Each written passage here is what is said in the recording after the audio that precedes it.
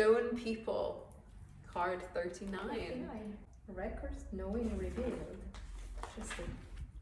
The stone people mark a time in which knowing will be revealed to you. Your personal records are held by these libraries of rock. Childhood memories may return and allow you to piece together a part of your personal puzzle. Memories of past lives or déjà vu could bring you awareness.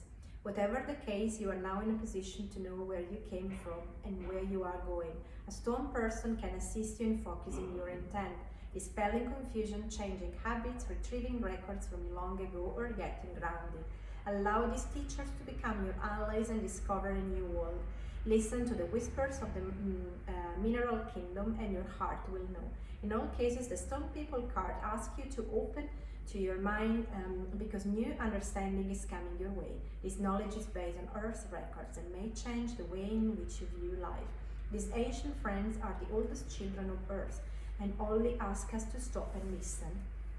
That's very interesting because it's exactly, it may happen, normally it's quite very common that children can remember their past lives because they of course come straight away from the previous experience. And then of course by the time we start our education, but we start being part of the society and the system, they try to align all of us to the same sort of line where basically we are fit in a process, we are fit in a situation and in a system where it's not allowed to remember something that came before for a variety of reasons, but it's majority, they can all be summarized and controlled in the willpower and control. It's very interesting. I've also looked into things about past lives and children remembering past lives and knowing things that there's just no way they could have known unless they had lived before. It's very interesting work. I definitely love to look into past lives. Each of us, let's say when I say at the reincarnation office, we just decide what basically we need to learn in our next life. Then we can call them soul contracts or in other different ways. Basically, our soul, when we were born, decide what are the different elements that we need to learn to go on into an evolutionary way, so that when we reincarnate next time we have basically learned something and potentially we go away and we leave this body that we have done something, we have learned something. Then of course it's normal that when we were born we forget about the previous experience because that's part of life, that's part of what we need to do, to spend the whole life to try to regain back again something that are already our gifts, our powers, so they are already in us. We are not, we can learn new things, but the majority of times we just need to remember what is already in us, that what we have learned many other times. And that's why when we were born, of course, we are given according to some tradition one main spirit or more allies to help us on this journey. So it's just like having our own big spiritual assistant in this journey, not assistant because they are our guides, our teachers, our spiritual masters, and they're helping us to remember something that is already in us. So it's just basically polishing from the dust, something that is already in us, and let it shine again so that we can use these gifts and these skills again. The fact of some people that are more inclined to remember past lives through processes that can be déjà vu that come, that's why I came to Edinburgh. I just came for a weekend and I have massive déjà vu of another life. It's totally unexpected, but I had asked the universe, send me a sign. I was not expecting to happen. Wow. When you ask, as I keep saying, when you ask, the universe is listening, the universe is sending help. Then we just need to be open. Then we just need to be accepting what is coming and decide to take the risk and decide just to go through a journey that is totally unknown, a journey that is asking us for a trial, for a proof, for an act of faith. We decide to remember something, we go through remembering a process because we need to unlock a pattern, we need to solve something, we need to sort out the situation that might be ancestral, that can come and be present in us for many generations, where we are living the results of these seeds right now. Because it might be something that our grandmother planted ages ago, and we are living the results of that. The shamanic healing is something that regularly deal with these sort of things and happenings, so it's something that is pretty much in the process of when there is a moment of healing of the soul. It might be that there is a part of the soul that needs to be retrieved, so like it's normally called soul retrieval, and normally before that there are always extractions of energies that needs to be done, so that of course the soul can just complete this part. It's very difficult to generalize because every situation is different.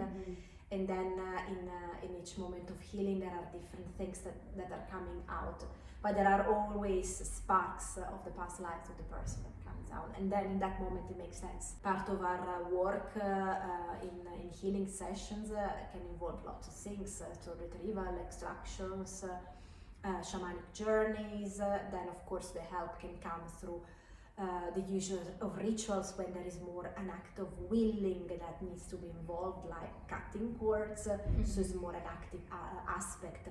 So there is a variety of elements that can be involved in the shamanic healing.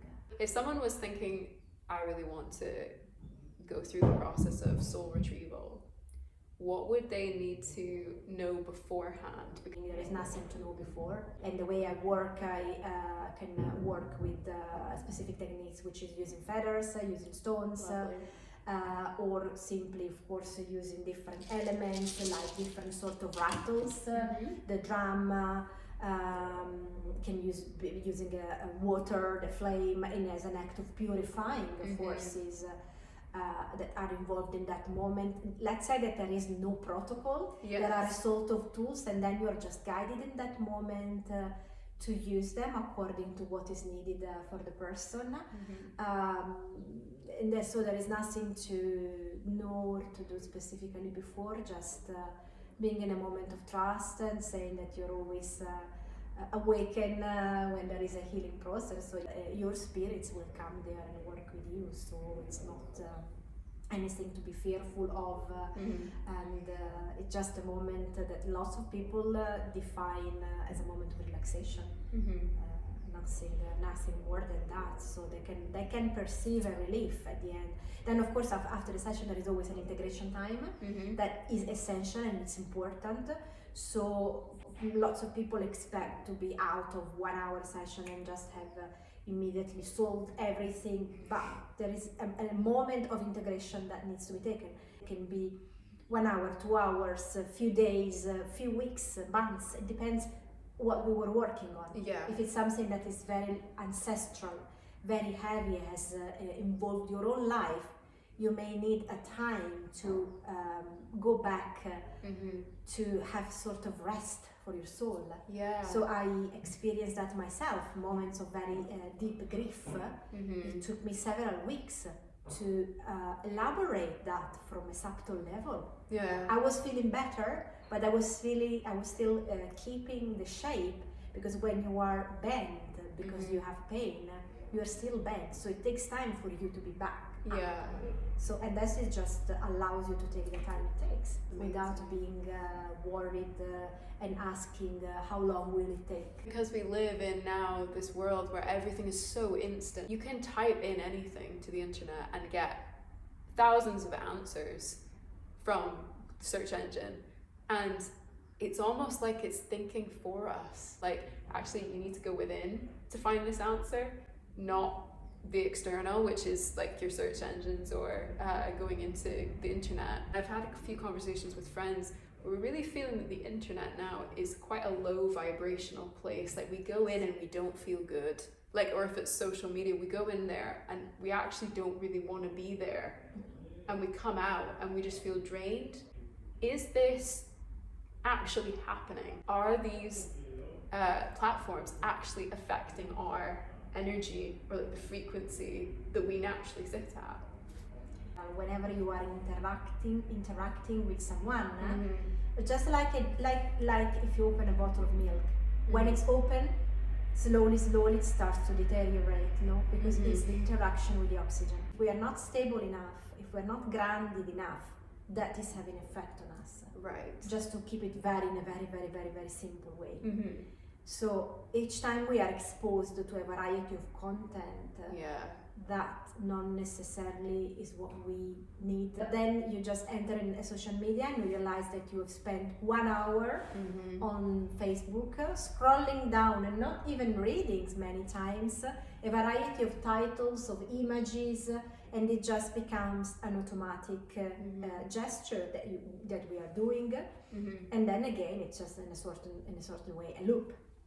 And probably 1% of that content is really a content where we could learn from. There is a content that is about news, what's happening. Social media would not be the place anyway. The explore pages on some of these are actually terrifying because they're recommending stuff that I don't want to see. People are trying to be authentic on social media, but it's how authentic can you actually be in a space that doesn't really allow true authenticity? Yes, there is no space to authenticity. It's what you decide to show to others for all your reason. And of course it's invading your privacy, but you are giving the consent to that. You decided to what you want to publish, what you want to show, the mask that you want to show to others. That's not the real you.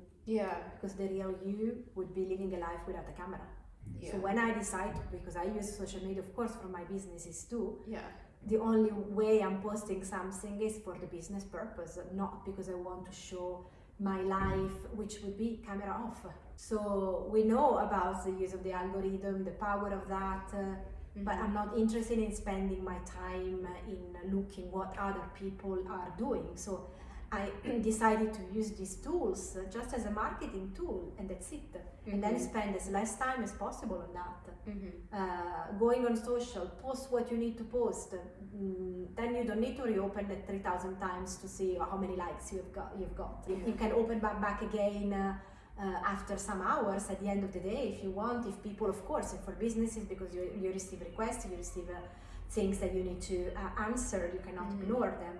But not necessarily straight away. Just a good marketing tool if you want to use them, but like everything in a limited amount. It's good, of course, because you can reach many people if you have to communicate something or whatever, but if you don't have anything to do, that's not exactly the best way where to be. But go back and revise your life.